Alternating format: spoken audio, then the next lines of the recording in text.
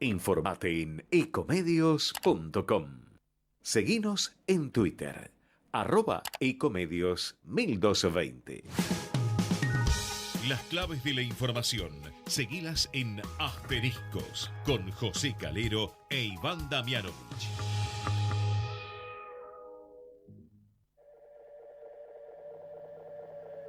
Esto que estás oyendo ya no soy yo. Es el eco del eco del eco de un sentimiento. Su luz fugaz. ¿Qué tal? ¿Cómo les va? Arrancamos otro miércoles para compartir toda la información clave a mitad de semana con nuestros asteriscos aquí en la radio de todos. Novedades en la causa en la que se investiga, el intento de asesinato de la vicepresidenta Cristina Kirchner. La justicia acaba de imputar a Brenda Uliarte, que es la pareja de Fernando Sabac Montiel, quien intentó gatillar 2 veces, aparentemente, sobre la vicepresidenta cuando estaba saludando a sus adherentes. La pistola no se disparó. Sabac Montiel, fue tomado por varios militantes, también por la custodia de la vicepresidenta que lo detuvo, y ahora la justicia está investigando si se trató de un ataque individual o hubo algún grupo o banda detrás de este intento de asesinato. Por lo pronto, esta tarde quedó imputada en la causa la novia de Sabac Montiel. Va a ser uno de los temas que analizaremos hoy en Asteriscos junto a Iván Damianovich. ¿Cómo estás, Iván? Hola José, buenas noches, ¿cómo estás? Bueno, estaba leyendo la información de último momento que indica que, hoy se hizo otro allanamiento en la casa de Sabac Montiel y también que se terminó imputando a su novia porque descubrieron, Iván, que estuvieron varios días merodeando el lugar donde vive la vicepresidenta, incluso vendiendo algunas cosas. Y se habla de hasta una inteligencia previa antes de ese disparo fallido, ¿no? Sí, José, las derivaciones de este caso tan tremendo que conmueve a la Argentina, todavía son muchas y hay mucho que se mantiene en el ámbito del secreto del sumario. La verdad que por momentos tiene ribetes, absurdos, si querés, porque es difícil entender cómo personas, individuos con cierto nivel, casi te diría, de precariedad, ¿no es cierto?, han podido poner al país al borde de una circunstancia realmente asiaga. Es nada más pensar qué hubiera pasado con la Argentina si esa bala firmemente impactaba, ¿no?, en la cabeza de Cristina Fernández de Kirchner. Seguramente el programa que estaríamos haciendo esta noche, José, sería muy diferente. No obstante, como bien decís, la justicia a la Argentina, ¿no? La policía a la Argentina, con la falta de capacidad evidente para poder determinar elementos sustanciales y necesarios que solo se consiguen en las primeras horas y en los primeros días de acontecidos los hechos. Y la verdad es que llama la atención, pero al mismo tiempo no sorprende, la torpeza con que se han manejado en muchas de las circunstancias, ¿no?, que lo que más tienen en vilo a la sorprende, sociedad. Iván, porque había varios canales, estaba filmando todo lo que ocurría, y ese jueves por la noche lo que más sorprende es la falta de reacción de la custodia. La vicepresidenta sigue adelante varios minutos como si no hubiese pasado nada. Es más, ella declaró que no se dio cuenta, no vio la pistola. Y después, cuando se produce la detención de Sabac Montiel, el hecho de que se haya perdido toda la información potencialmente valiosa que había en su celular, ¿no? Es otro blooper de la fuerza de seguridad.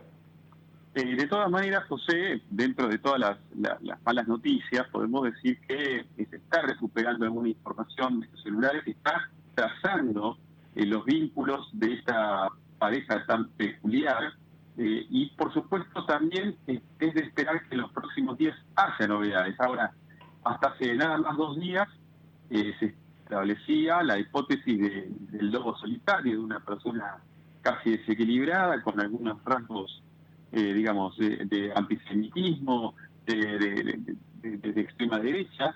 Bueno, ahora sabemos que también la novia estuvo involucrada. Hoy sabemos que han estado en el lugar de los hechos con anterioridad.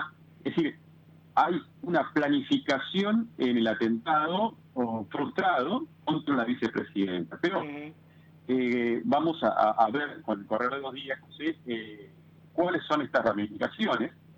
Creo que también hay que subrayar, José, que una vez más la grieta no escapa, ¿no?, al análisis que uno procura establecer desde la realidad de los hechos, y salga la información que salga, se conozca la información que se conozca, hay ya una porción grande, por lo menos importante, de la sociedad que no está dispuesta a creer en nada de lo que se pueda conocer, o sea, públicamente, que ya ha fijado posición en el sentido de, considerar que esto ha sido prácticamente un episodio armado, ¿no? Bueno, me impacta y justo quería hablar con vos sobre ese tema, porque hay una consultora de opinión pública que se llama 3.0, que hizo un sondeo donde el 54% de las personas que respondieron dice que fue un hecho inventado usado por Cristina Kirchner para victimizarse.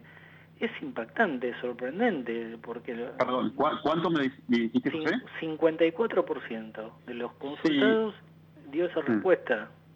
Sí, a ver, acá estamos divididos en partes iguales, ¿no? Los que creen y los que no creen. Yo creo, José, que no quiero contradecir el estudio, pero me parece un poco alto el número. Sí, por supuesto, es impactante. Es impactante. Ahora, está claro que el episodio hay que encuadrarlo, hay que contextualizarlo dentro de un esquema de polarización, de antinomias, donde es muy difícil que uno pueda situarse por arriba de esto para tratar de observar los hechos. La verdad es que, objetivamente, José, a esta hora lo que se puede decir es que este hecho existió y no pareciera haber detrás de este episodio un armado con el objetivo de victimizar a Francisca de Kirchner. Ahora bien, no hay nada en el gobierno ni en el tratamiento que se le da a este episodio que ayude a, digamos, eliminar esos elementos de desconfianza que terminan consolidándose en parte de la sociedad, ¿no? En un rato lo seguimos analizando, Iván, porque claro. ya lo tenemos en línea a Diego Martínez Bursaco, economista, especialista en mercados, para conversar un poco sobre lo ocurrido en la jornada, y están, por supuesto, las medidas lanzadas por Sergio Massa con la intención de robustecer un poco las reservas. Diego, José Calero, Iván Damianovich te saludan. ¿Cómo estás? Hola, José, Damián, gracias por el llamado. Diego, bueno, hoy fue un día positivo desde la óptica del Ministerio de Economía, lo estoy diciendo. Destacaron que la agroindustria ya liquidó más de $1.000 millones, se habían comprometido a liquidar en 72 horas 1.000 millones, superaron ese límite. Bueno, los mercados operaron muy positivos. Hay, dicen en economía, como un clima de mayor optimismo, basado también en las buenas reuniones que está manteniendo Sergio Massa en Washington. Hoy estuvo en la Casa Blanca, destrabó el crédito del BID, también obtuvo uno del Banco Mundial. Queríamos tener un poco tu impresión, ¿no? ¿Cómo están reaccionando los mercados? ¿Cómo está operando este dólar soja? A A ver, yo creo que hay que distinguir acá el corto plazo del mediano plazo, o bien la cuestión coyuntural de la cuestión estructural.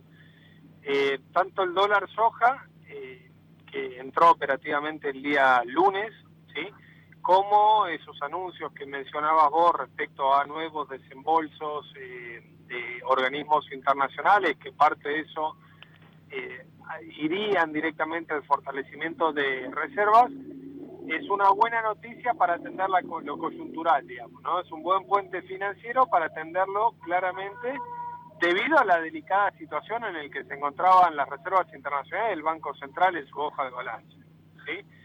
Ahora, la cuestión estructural de mediano plazo no es que ha sufrido modificaciones de cambio de tendencia o, si se quiere, de mayor confianza, ¿sí? ¿Por qué? Porque en definitiva el puente financiero que se logra con el dólar soja tiene varias distorsiones que en algún momento habrá que abordarlas para ver cómo son resueltas. La primera de ellas, lógicamente, es que en este esquema el Banco Central está comprando dólares a 200 pesos y está vendiendo para los importadores a 140 pesos. Es decir, que hay una diferencia de 60 pesos que alguien la tiene que poner. Eso se está poniendo con una letra intransferible del Tesoro, que es más endeudamiento para Argentina y más para el Banco Central. Y en definitiva, digamos, también despierta otra distorsión, que es que otros sectores, también exportadores, comienzan a poner el grito en el cielo de que quieren un tipo de cambio diferencial. Obviamente, eso, digamos, tiene un peso distinto porque claramente el complejo sojero es el de mayor peso relativo dentro de la estructura de exportaciones de la Argentina. Iván Damianovic te saluda, ¿cómo estás? Ahora, ¿cómo te va, Iván? Digamos, evidentemente, como bien decís, digamos, los problemas estructurales no han desaparecido, y además, digamos, 1 o 2 días que el dólar haya cedido un poco. De hecho, bueno, hoy volvió o rebotó un poco otra vez, ¿no? El dólar, por lo menos el blue y alguno más. Digamos, evidentemente no cambia el fondo de la cuestión, pero este es el camino, digamos, porque por un lado, efectivamente, hoy está el dólar soja, pero pareciera ser que estamos entrando en una etapa en la que cada sector va a reclamar un dólar propio, ¿no? Ya está el sector vitivinícola con el llamado el dólar Malbec, digamos, y así van corriendo el arco. ¿Cómo se puede sostener esta política de ir, en todo caso, bueno, tratando de generar condiciones para que los exportadores liquiden sus dólares? A ver, yo creo que sí es el camino para atender la cuestión coyuntural y la cuestión más urgente. Sin resolver la cuestión de tranquilidad financiera, seguramente no se puede avanzar en ningún, si se quiere, plan más estructural. El tema acá, como bien decís vos, es que el gobierno adoptó, el equipo económico, esta medida para evitar una devaluación. Ahora, en la medida de que más sectores exportadores breguen por ese dólar a 200, ¿sí? Y que eso, de no tenerlo, impidan liquidaciones futuras de exportaciones, va a generar un problema de mediano plazo, lógicamente. Eso por un lado. Después, cuando empezás con ese tipo de discrecionalidad, también lo que generás es mucha, si se quiere, especulación de, bueno, no exporto y veo cuándo me toca a mí un tipo de cambio diferencial. Y después, lógicamente, se va generando expectativas de que, en la medida de que justamente más exportadores reclamen un tipo de cambio diferencial, bueno, el dólar oficial, digamos, va a tener más expectativa de una devaluación, digamos, con el costo que eso implica sobre la formación de expectativas inflacionarias y otras variables económicas. Por lo tanto, de vuelta, como puente financiero hasta el 30 de septiembre puede funcionar. Después, claramente, esto no puede funcionar de que también el Banco Central, por un lado, compre dólares a 200 pesos y los venda a 140 a los importadores. ¿Entiendes? Fíjate, Diego, estamos hablando de un puente financiero hasta el 30 de septiembre. O sea, estamos hablando dentro de 15 días. Esto es como, ¿no? Un horizonte extremadamente corto el que se está planteando. Ahora, este dólar que conocimos ayer y que hoy se movió un poquito, ¿vos lo ves sostenible, digamos? Me refiero sobre todo al dólar paralelo que se forman en base a las expectativas y al dólar bolsa, ¿no? Sí, yo creo que en este contexto, como bien decís vos, de algo irremediablemente tan corto, de una inflación que se va a conocer seguramente, una inflación de agosto que va a estar bien instalada arriba del 6% mensual, y eso te deja una inercia inflacionaria para los meses por venir bastante altas. Es poco probable, digamos, de que el dólar pueda seguir bajando mucho más, digamos, ¿no? Independientemente de lo que ocurra mañana o pasado mañana. Yo hablo de una cuestión más de una tendencia, digamos, ¿sí?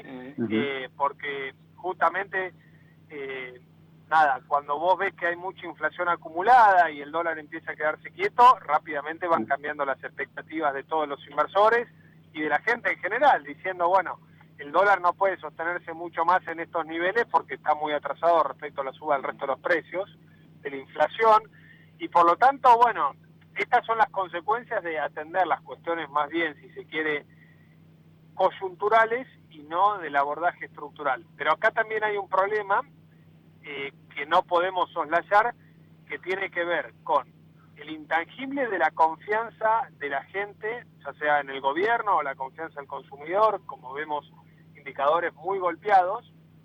Por lo tanto, un plan estructural sin confianza y apoyo es muy difícil conseguir objetivos reales. Y después la otra pata, que ya no es de mi expertise, pero es una cuestión de sentido común, es, bueno, cuanto más pasa el tiempo entre que asumió el equipo de Massa y más se acerca el 2023, que es un año electoral, digamos, menos probabilidad de que se pueda hacer un plan estructural, digamos, que cambie justamente esta temática que venimos hablando. Diego, justamente hoy pasó lo que vos venías analizando, porque hubo una reunión entre los industriales de la UIA y el secretario de Comercio, y ahí le plantearon la necesidad de fondos para importaciones, de dólares para importaciones de casos críticos que serían numerosos. Tombolini prometió analizar la situación, pero se van a ir sumando sectores que van a ir pidiendo su propio dólar, ¿no? Sí, a ver, recordemos de dónde veníamos, con una administración muy rígida de los dólares para importar, ¿sí? Y Argentina es muy dependiente del crecimiento económico, la expansión económica, muy sensible a la importación de bienes intermedios y bienes de capital. Eso por un lado. Por otro lado, por ejemplo, hoy la rueda cambiaria, digamos, en realidad los ojeros han liquidado 465 millones de dólares y el Banco Central vendió para importar 165 millones de dólares. Es decir, el saldo final fue una acumulación de 300 millones de dólares, pero este puente financiero del dólar soja también permite de alguna manera en estas 2 o 3 semanas próximas liberar un poco más de dólares para la importación.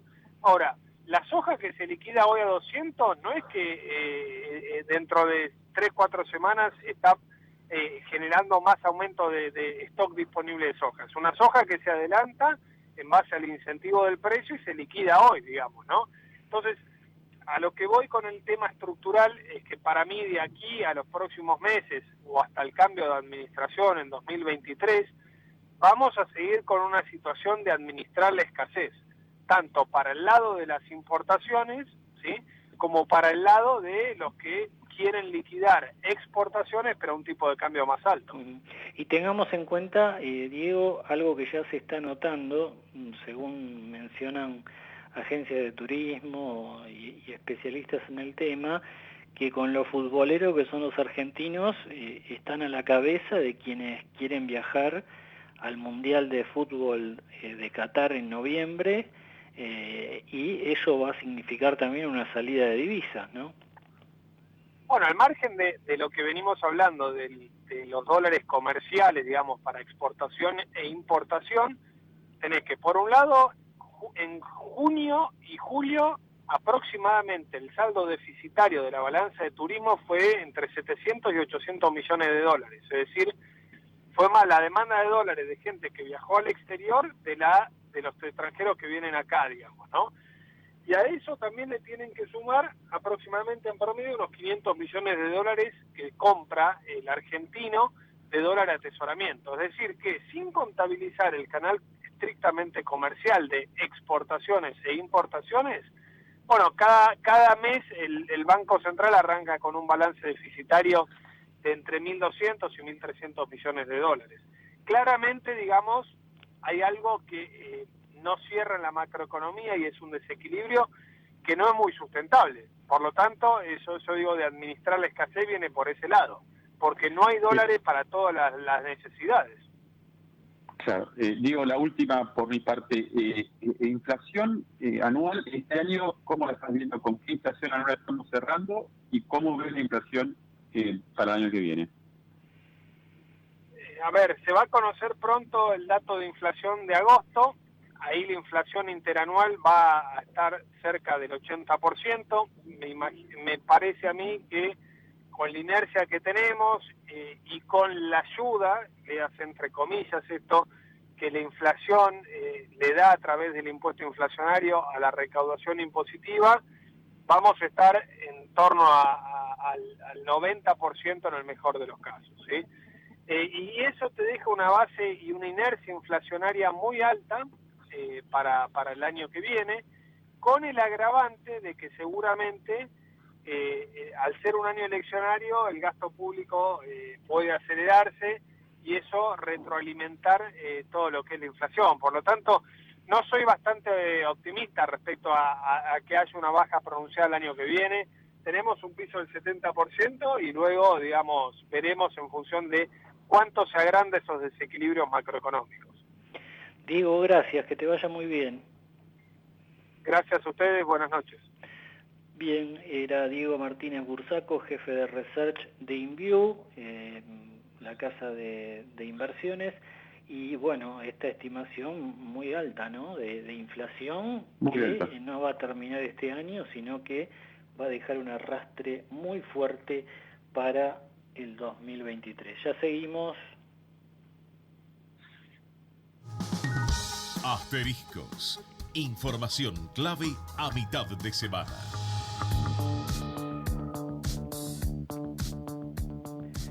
Bien, Iván, seguimos analizando el atentado fallido contra la vicepresidenta Cristina Kirchner. Lo que está trascendiendo del ámbito judicial es que hubo una planificación, al menos entre dos personas, y un acuerdo previo para intentar dispararle a Cristina Kirchner. Contábamos que Brenda Uliarte, novia de quien intentó disparar, fue imputada en la causa y bueno, las dudas que esto genera, te diría desde mi punto de vista casi insólitas, en un sector de la opinión pública, ¿no? en un grupo de gente que descree de que esto haya sido un atentado. Y lo que más me sorprende, Iván, es que según este sondeo, insisto, de 3.0, una consultora de opinión pública con cierta reputación, el 20% del propio electorado de Cristina Kirchner descree del ataque. Es insólito realmente, ¿no? Lo que pasa, José, es que, sí, yo insisto, me parece que las cifras pueden inducirnos a conclusiones erradas, o por lo menos me permito tomarlas con cierto recaudo. La realidad, José, es que estamos viviendo en un país donde todo es susceptible de ser, en un mundo, ¿no? Sí, todo el mundo duda de todo. Un mundo de la posverdad donde si lo que no es real o puede explicarse de otro lugar, o encuentra una justificación que hace que lo convierta en una fake news eventualmente. La verdad es que en la Argentina han habido episodios durante los últimos años serios que no terminan de encuadrarse adecuadamente, que no terminan de dar una respuesta. Sin remontarnos a la época de la dictadura, José, donde todavía estamos preguntando dónde están los desaparecidos, y tuvimos un gobierno militar que dijo los desaparecidos no están ni vivos ni muertos, sin remontarnos a esa época oscura de la historia. Bueno, los capítulos recientes nos revelan el caso Nisman, por ejemplo, donde también ahí las dudas sobre los motivos de la muerte están a flor de piel, y están quienes sí, hasta el punto que el gobierno sostiene una cosa y la justicia otra. Iván, lo sumamos al analista político Juan Negri para analizar este tema. Juan, José Calero y Iván Damianovich te saludan. ¿Cómo estás? ¿Qué tal? Buenas tardes. ¿Cómo andan? Bien, estábamos, por supuesto no tenemos el detalle, estábamos analizando un poco las últimas novedades, Juan, sobre el atentado fallido contra Cristina Kirchner, y en todo esto surge un sondeo que hizo 3.0, una consultora de opinión pública, con un resultado que a nosotros nos parece, te diría, casi increíble, que es que el 54% de las personas consultadas cree que fue el atentado fallido un hecho inventado, usado por Cristina Kirchner para victimizarse. Más allá de que este resultado sea en profundidad un resultado de una investigación o no, pero ¿cómo es posible, con todas las imágenes que trascendieron y más allá de la grieta existente, cómo es posible que haya un sector tan amplio de los consultados que estén opinando que esto fue un invento?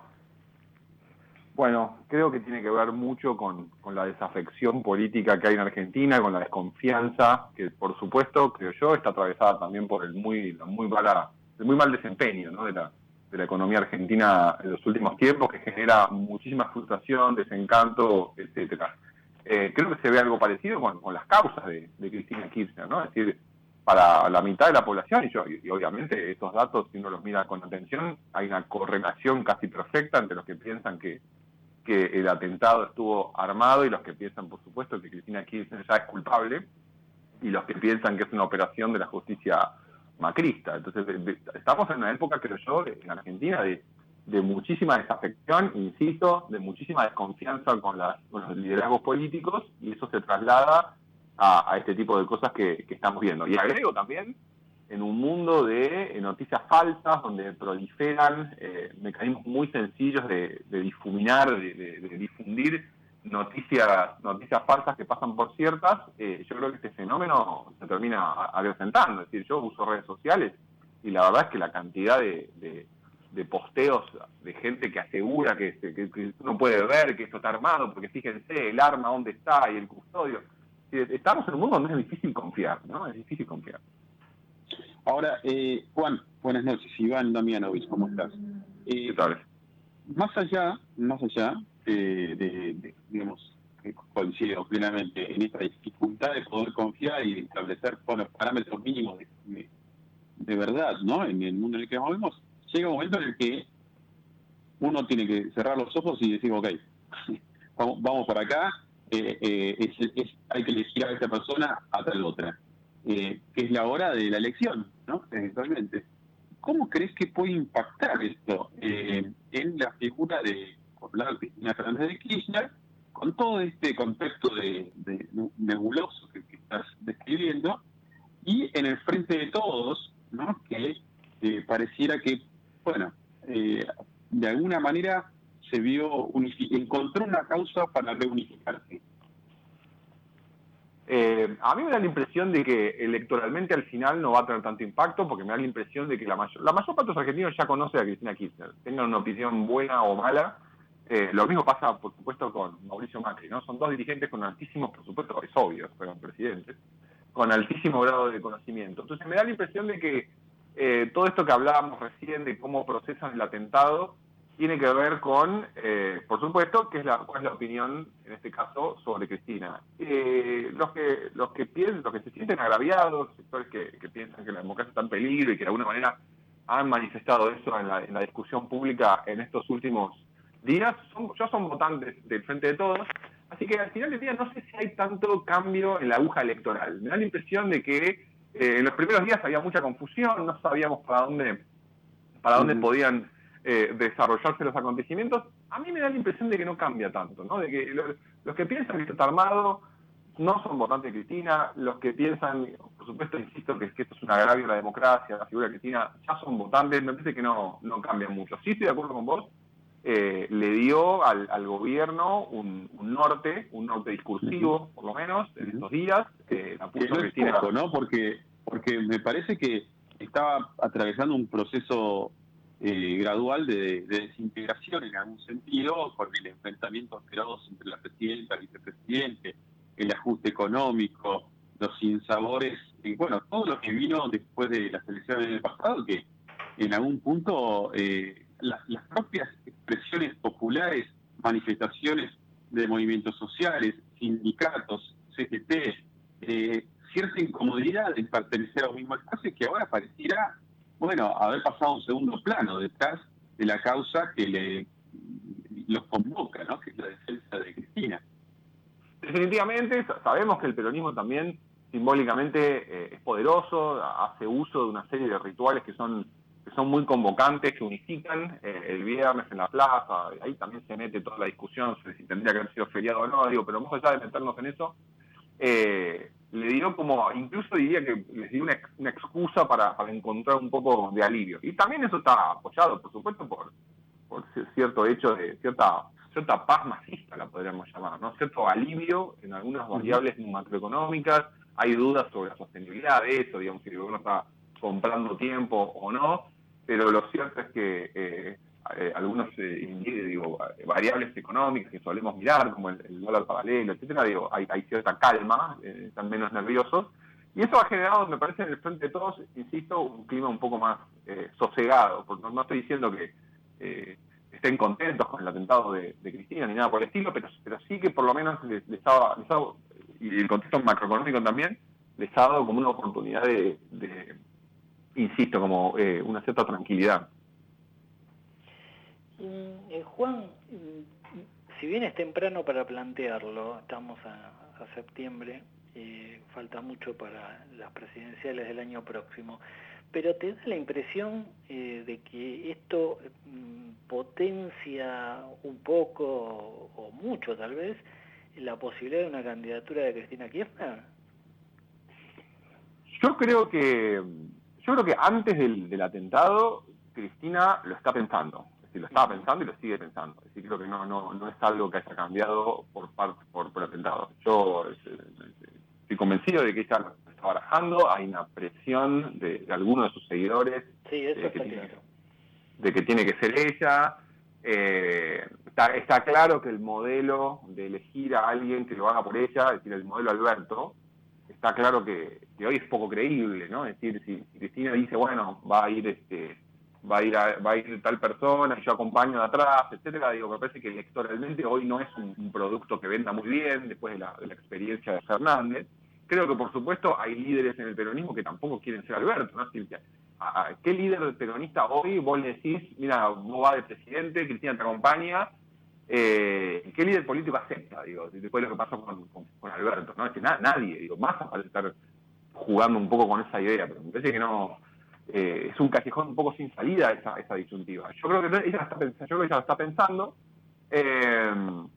y me da la impresión de que esta centralidad que adoptó Cristina y cierto operativo clamor, por decirlo de alguna manera, que se formó alrededor de su figura luego del atentado fallido, tal vez le inclina un poco más la balanza. Yo creo que Cristina va a ser candidata en 2023, no tengo dudas, va a ser candidata a algo. También hay una cuestión del escenario judicial que parece complicado, el de ella y de sus hijos. Ella no va a ir a la cárcel nunca, porque la causa de realidad, esto es un pedido de condena, falta que la condenen eventualmente, la Cámara, la Corte, y además sería una presión domiciliaria. No me queda claro cuánto ella le teme a los fueros, le teme a la posibilidad de prisión domiciliaria. Ella podría, al contrario, a diferencia de lo que pasó con Menem, que buscó fueros parlamentarios, ella podría verlo como un logro, ¿no? Que la justicia macrista la condene, pero a algo va a ser candidata. Si no es candidata a presidenta, que es arriesgado, ¿no? Porque podés perder, sí, va a ser candidata a senadora por la provincia de Buenos Aires. Gracias, Juan, te mandamos un abrazo. Un abrazo para ustedes. Ahí estaba el director de la carrera de Ciencias Políticas de la Universidad de Itela, Juan Negri. Iván, la seguimos la semana próxima. Te mando un fuerte abrazo. Un fuerte abrazo, José. Muchas gracias. Bien, ya seguimos. Somos la radio, somos tu voz, vamos con Eco, siempre la verdad y la mejor información. Estamos llenos de historias verticales. Gira tu celular. En Catamarca tenés algo distinto para contar. Girá, girá, no te pierdas de nada. Vení a contar una historia distinta.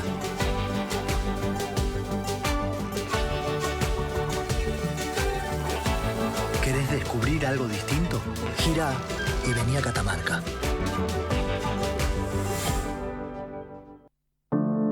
Cuidar es la herramienta digital del Ministerio de Salud. Descargala en tu celular a través de tu App Store o Google Play y carga tus datos.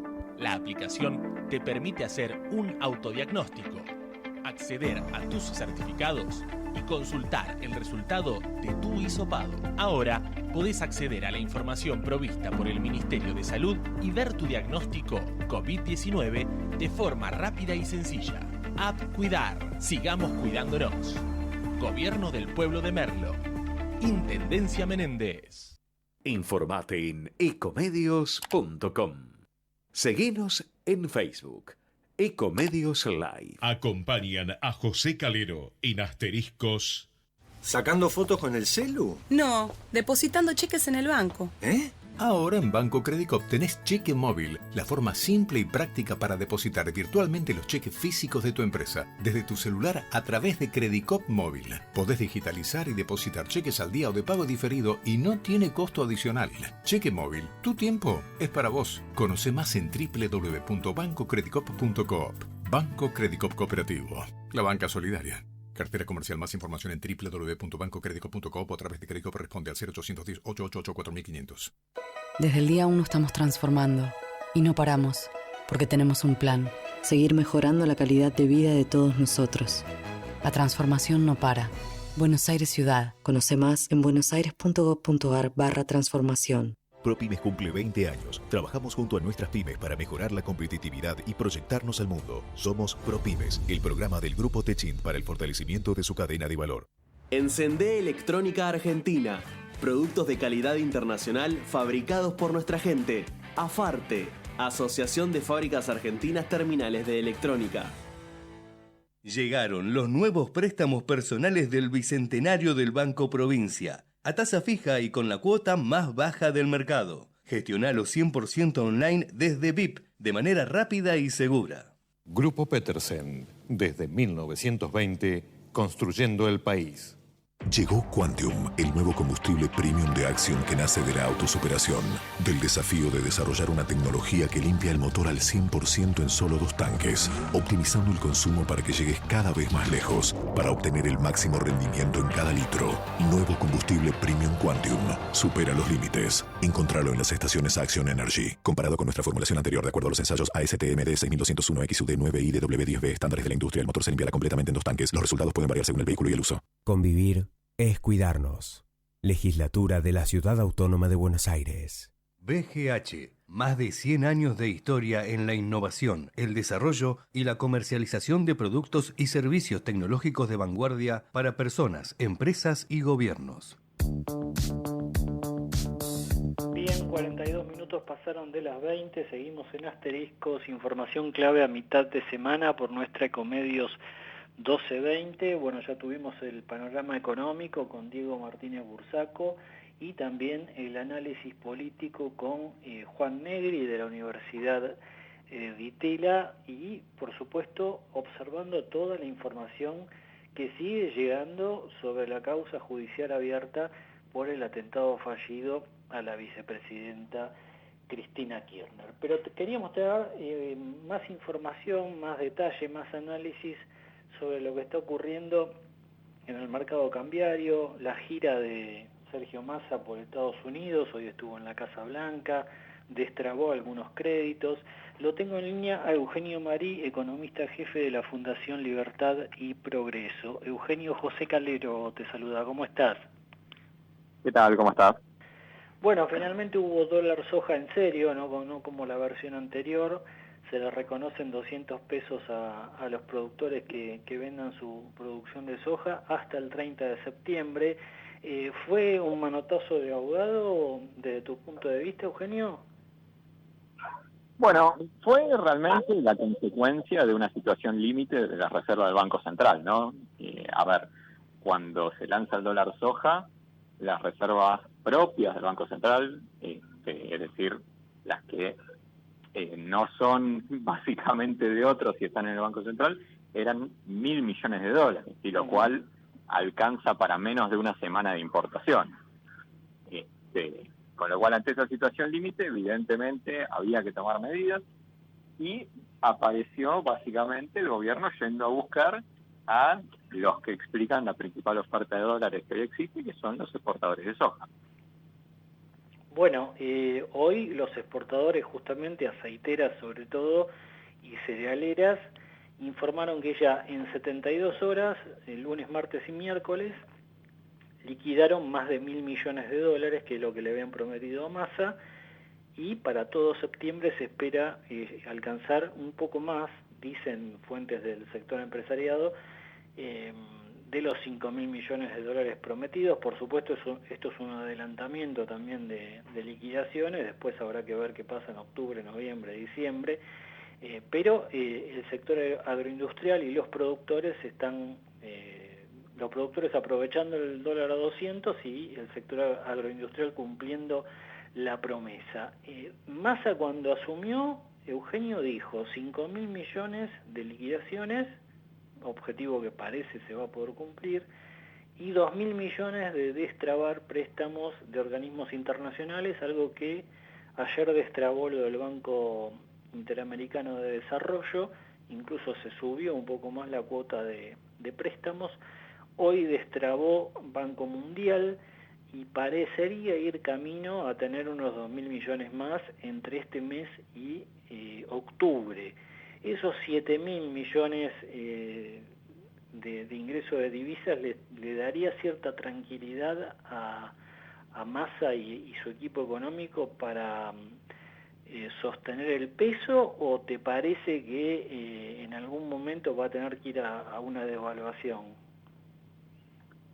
Bueno, a ver, sin lugar a dudas, que haya una entrada de 5.000, 6.000, 7.000 millones de dólares, dependiendo cuánto se termine finalmente liquidando, va a dar aire de corto plazo al gobierno. Pero la gran pregunta en realidad es, bueno, perfecto, imaginémonos la situación en la cual entre septiembre y octubre entran 7.000 millones de dólares en divisas entre liquidaciones de exportadores de soja más lo que son préstamos internacionales del Banco Mundial. ¿Para qué los queremos? ¿Sí? Porque si vamos a mantener el esquema tal cual está, de la misma forma que entran esos 7.000 millones de dólares, antes de fin de año los volvemos a perder. Ese es la gran cuestión pendiente que hoy tiene el gobierno. Si el esquema actual de cepo cambiario, tipo de cambio oficial atrasado, lo que genera es permanentemente una sangría de reservas del Banco Central y, en consecuencia, acumular dólares de corto plazo con estos parches, porque el dólar soja al final del día es un parche, y acumular dólares con deuda, ¿sí? Porque lo que son los préstamos del Banco Mundial son más deuda para el Estado argentino. Sí, claro. De vuelta, son parches de corto plazo. Si no empieza a haber algún cambio más de fondo, la realidad es que vamos a llegar este año con el mismo problema que estábamos a los finales de agosto. Bueno, tengamos en cuenta, Eugenio, también, y Massa es optimista en este sentido, que el lunes próximo se va a encontrar con la titular del Fondo Monetario. El fondo tiene que revisar las metas ahora en septiembre. Si las aprueba, podría haber un desembolso cercano a los 4.000 millones de dólares. Ahí ya también está fortaleciendo reservas, pero como vos señalás, el plan económico, ahí tal vez debería tallar Gabriel Rubinstein con más expertise en el tema macroeconómico, el plan económico no aparece, ¿no? Bueno, efectivamente, no termina de aparecer.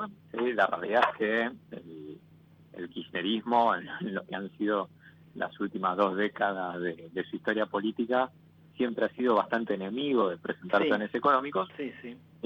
Pero la realidad es que por lo menos uno debería poder deducir cuál es el plan económico a través de las medidas, ¿sí? Y en ese sentido, la medida que está faltando todavía es la pata fiscal, que aparece, pero aparece muy tibia, ¿sí? Por ejemplo, como disimulada. Claro, exactamente. Pongamos algunos números así muy simplemente. Lo que fue el ajuste fiscal de Massa, este famoso sobre educación, salud, transferencias a provincias, de 128.000 millones de pesos.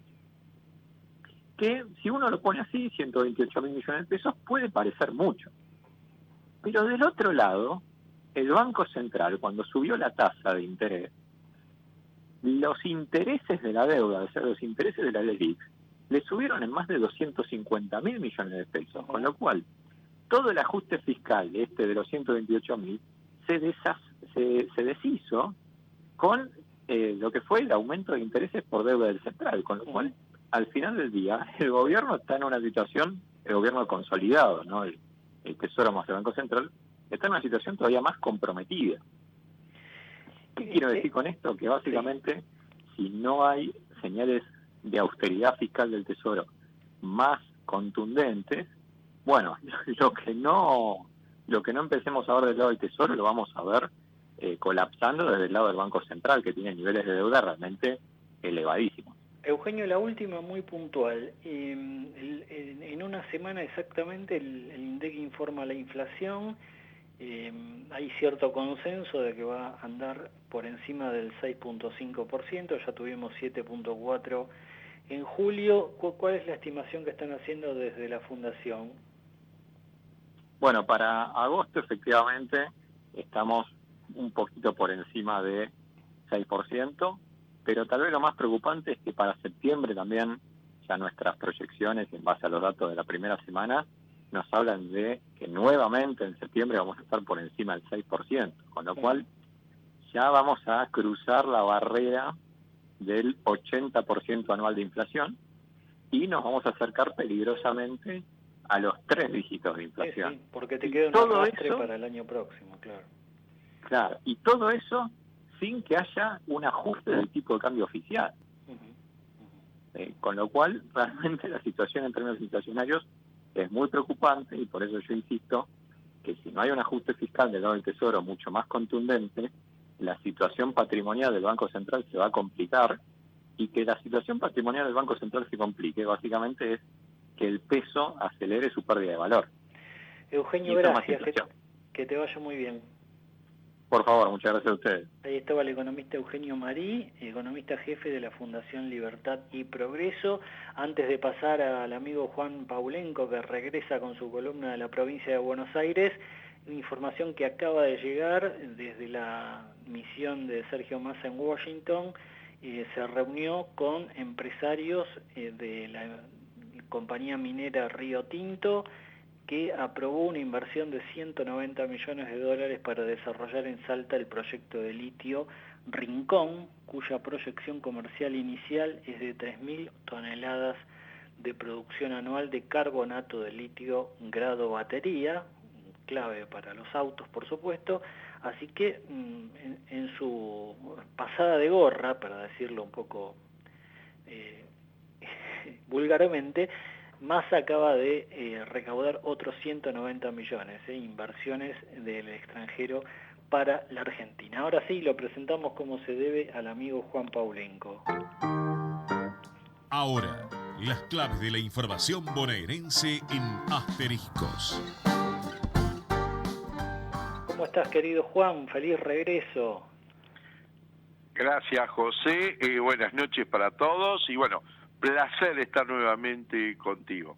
Bueno, por supuesto, después del atentado fallido contra Cristina Kirchner, la seguridad de todos los mandatarios se reforzó. Ayer estuve en el Congreso de la Cámara de la Construcción en la Rural, Juan, y fue muy notorio cómo se ha reforzado la seguridad del presidente que estuvo allí en el discurso de cierre, se revisó explosivos, se reforzó la cantidad de agentes. Bueno, es notorio el impacto que ha provocado este atentado fallido contra la vicepresidenta, y tengo entendido, me lo vas a confirmar vos, que algo similar ha ocurrido en la provincia, Juan. Sí, exactamente, importante reunión entre el gobernador Axel Kicillof y Sergio Berni, donde Berni también le aconsejó de reforzar su custodia, y bueno, hay que tomar estos ejemplos, estas señales, y bueno, hay que utilizar los procedimientos que marca la gente que sabe del tema. Prueba está que, si me permitís, el gobernador estuvo en Rojas y Colón, importantes ciudades de la segunda sesión electoral, visitando obras, y se notó también un refuerzo muy importante en su custodia. En el congreso de ayer de la Cámara de la Construcción también estuvo Ferraresi, que está en uso de licencia como intendente de Avellaneda. Justamente tenemos información de la zona, Juan. Sí, justamente se dio en Avellaneda un importante congreso vecinalista. A ver, José, desde el año 83 habrás escuchado, yo también, de el vecinalismo como opción. El tema está de que hubo muchos modelos para analizar, tal vez para imitar a algunos políticos, como el caso de Ubieto en Tigre, por ejemplo, también en San Fernando, en Esteban Echeverría, Mosero, en Tres Arroyos. Ahora, ¿qué pasa? Luego se terminan yendo a los grandes partidos o a los grandes frentes. Ahora están justamente desde Avellaneda, un congreso vecinalista, con las 8 sesiones electorales, donde están armando justamente el trabajo político hacia el 2023. Yo creo que va a ser candidatos a intendentes, concejales y tal vez legisladores provinciales. Esto es lo que creo que le va a dar a este nuevo partido vecinalista, que tiene como protagonista a Juan Carlos Juárez, es diputado por la coalición cívica de Luján. ¿Cómo es esto de la decisión que tiene que tomar Javier Milei, Juan? Bueno, muy fácil, nosotros lo habíamos dicho en algún momento, cuando en un borrador figuraba una fórmula que era Javier Milei, Amalia Granata, estamos hablando de presidente y a vice. Ahora, ¿qué pasa? Evidentemente, en el movimiento libertario, su hermana Karina es la que evidentemente marca mucho la estrategia de este partido. Bueno, algo que pasó entre mujeres, se han peleado, han discutido con Amalia Granata. Karina no le gusta para nada la estrategia y el protagonismo que tiene en este caso Amalia Granata. A conclusión, le bajaron el pulgar. Estoy en condiciones de decir que Amalia Granata no pertenece más a este acuerdo libertario que tiene como cabeza Javier Milei. Bueno, parece que las cosas llegaron a mayores. Y cerramos con una cortita de educación en la provincia de Buenos Aires, Juan. Ministro Auxilioni está preocupado. Hoy el 20% de los alumnos de la escuela secundaria que se anotan y piensan a cursar un primer año, llegan al 5º año. Claro, ¿qué pasa con tanta deserción? Bueno, muy fácil. También de la pandemia, mucho tiene que ver con lo económico, también tiene que ver con respecto a que los chicos son seducidos en ganar un dinerito con alguna changuita, dejan de estudiar, después vuelven a terminar en algunos casos a través de los programas fines, pero hoy es el 20% de los alumnos que llegan al 5º año. El resto se queda en el camino. Juan, una alegría contar contigo nuevamente, ya regreso de vacaciones. Nos reencontramos la semana próxima. Con muchísimo gusto. Buena semana para todos. Bueno, nos despedimos con esta información. El atentado fallido contra Cristina Kirchner va teniendo consecuencias. Relevaron a varios, por no decir todos, los efectivos que estaban custodiando la noche del jueves pasado, la noche fatídica, que terminó con suerte para la vicepresidenta y para todos, porque no se disparó el arma a pesar de que gatilló el agresor. Hoy hubo una reunión entre el ministro de Seguridad, Aníbal Fernández, y el jefe de la custodia de Cristina Kirchner, Diego Carbone. que no estaba esa noche del jueves, apareció media hora, 40 minutos después, y empezaron a revisar los nombres de quienes estaban con Cristina. La información que están dando es que fueron relevados, que no estaban al nivel, dijeron, de custodiar a la vicepresidenta. Recordemos que cuando gatilló el arma, la vicepresidenta estuvo 5 o 6 minutos más conversando con la militancia como si no hubiese pasado nada, cuando lo que debería haber hecho la custodia, además de detenerlo al agresor, era justamente encapsular, así se dice entre los efectivos de seguridad, a la custodiada, que es justamente Cristina Kirchner, y sacarla rápidamente del lugar. Hubo relevos en la custodia presidencial que, bueno, cambiará de nombres, pero continúa a cargo de Diego Carbone, quien tiene un trato cercano con la vicepresidenta, que le ha manifestado su confianza para que continúe siendo jefe de su custodia. Con esta información nos vamos.